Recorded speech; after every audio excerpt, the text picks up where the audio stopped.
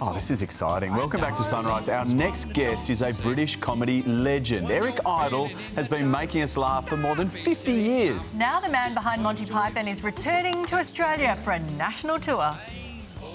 Always look on the bright side of life. Come on. He's a star of stage and screen with an unrivalled comedic genius. He says he's not dead. Yes, he is. I'm not. Eric Idle is the co-creator, writer and star of Monty Python, the legendary franchise span. He's also the mastermind behind the Tony and Grammy award-winning musical Spam-A-Lot.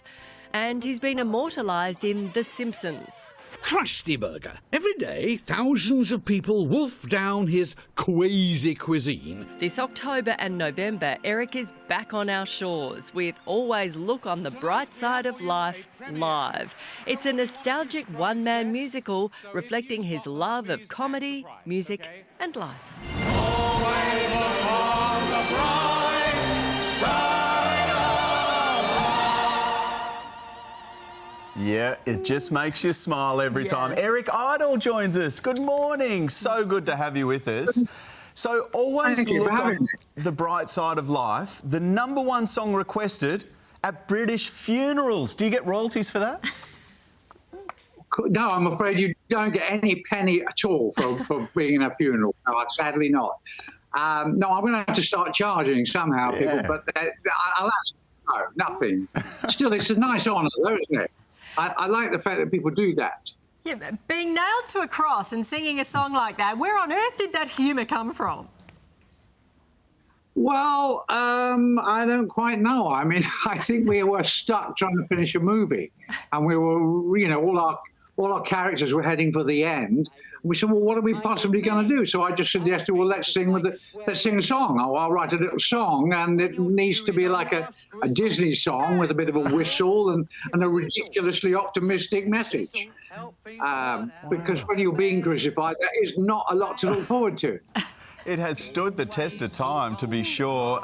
And speaking of which, you're a survivor. You've pancreatic cancer. You've survived that in recent years. You're the eternal optimist. I mean, does that song, is it just the epitome of you and who you are? I think it probably is. I'm afraid so. I managed to survive the 3 C's, you know, cancer, COVID and crucifixion. So, I mean, it is, you know, I am a bit of a ridiculous optimist, yes. Monty Python is legendary, but you recently tweeted, I don't know why people always assume we're loaded. Python is a disaster. How is something as big as Monty Python not lucrative for you? Well, because I think the business has changed a lot, and people don't pay royalties for music and songs like they used to. I mean, Spotify and YouTube steal everything.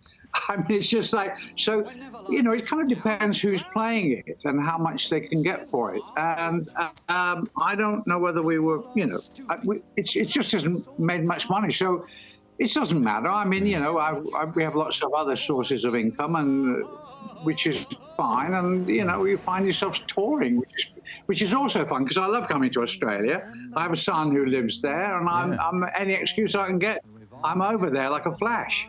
Well, we're the beneficiaries, because if you're mega rich and retired, we wouldn't get to see you in your upcoming show.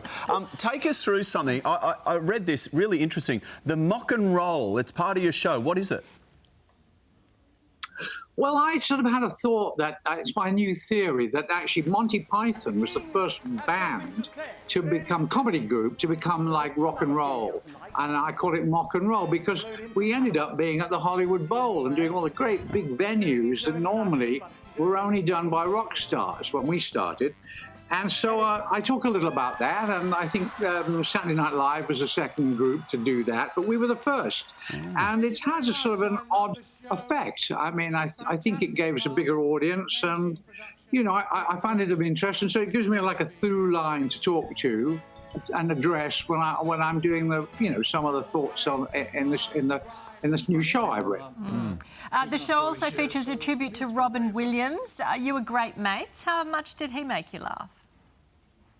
Oh, he was wonderful. I knew him since 1980 when I got to know him. And, you know, I go on holidays with him, and he was just the fastest and the funniest man that I ever met and I ever saw, actually. he was a really very quick comedian, and I don't think anybody's ever been like him before. Eric, we cannot wait to see you. You are much loved here. Monty Python is much loved, and Nat and I were just reminiscing about some of the movies over the years. And my dad introduced me to Life of Brian, and we still laugh about it to this day. We cannot wait to see you. Thanks for joining us. Thanks very much for having me. I'm really looking forward to being in Sydney. Yeah, we want to have you over here. Eric Idle's Australian tour kicks off in Hobart on the 31st of October. He's performing right around this country, ending in Adelaide on the 20th of November. So tickets are on sale now. You will find all the details at sunrise.com.au.